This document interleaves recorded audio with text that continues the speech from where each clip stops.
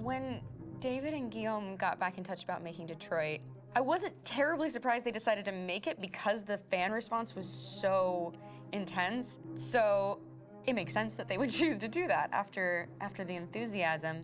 It was a challenge, and it was just an interesting thing to get my head around how to approach this character now as a different, much older person, and whether or not she had changed. And I'm very happy to say that with Detroit, I've had the opportunity to see Kara grow so much more than I ever expected.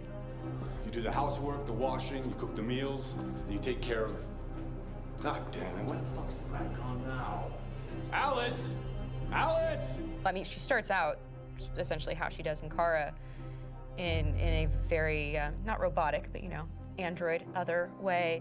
And getting to take this journey where she becomes more and more human as it goes on. You know, and as an actor, that's a wonderful exploration in every way, whether it's how she sits, her posture, how her voice changes, how emotions change, and how much emotion is based on things like empathy and social experience. And so having, you know, as much material as I got with David to have this huge, nuanced arc was really incredible.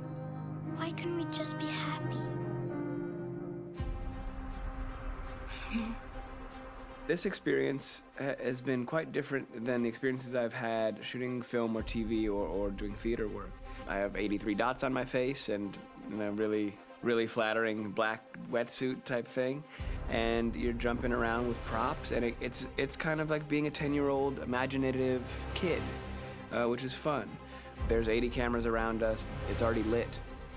So we just shoot and shoot and shoot and shoot and shoot. There's no change of sets, there's no hair and makeup, there's no wardrobe, so we move really fast, and we'll go through about 35 pages in a day. Working in TV or film, we'll probably do 6 pages a day. It's kind of acting boot camp. It's like working out constantly. I mean, you're doing this thing, and then you got to do something that's completely other back to back to back. And so that kind of process of working is very challenging, but it's also very exciting because you just have to keep coming up with new ideas, and your head goes all over the place because you're trying to keep track of basically 4 different storylines for each different response. You shot that girl, for fuck's sake. It was a machine that looked like a girl. Yeah, I know what I should have done. I just told you I couldn't. All right, I'm sorry. The fact that David Cade, he's telling like many stories interwoven from beginning to end is super complicated and super impressive, and I have no idea how he keeps it all in his head. He's not just the writer or the director who's seeing this from the outside eye, he's also thinking about the player walking through this space. You know, only somebody who really, really loves not the work, but like these characters and these stories and cares about doing something meaningful would invest that much in it. And it's always inspiring to work with somebody who cares that much. My experience with motion capture is this one. And I found it sort of terrifying in a way, because they said the computer's going to build you. But then as we got into it, I realized all the elements of it were still artistic. I just dipped into a really brilliant setup here. I've never seen anything like it. And this won't turn me into a product because I was playing a character.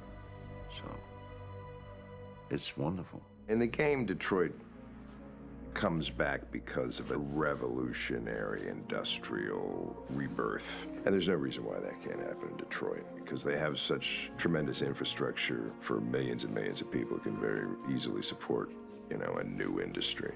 The city is really strong and resilient, but the city has also been through so much. You see the damage. But it takes that time of kind of rebuilding and reinvesting into the city that I think is happening slowly but surely. The potential of Detroit as a city is something that this game does a lot of justice to, because it would be easy to look at Detroit as some place that used to be, and that's not the case. This game provokes a lot of conversation and reflection on our potential near-future engagement with machines. That's what we are to them.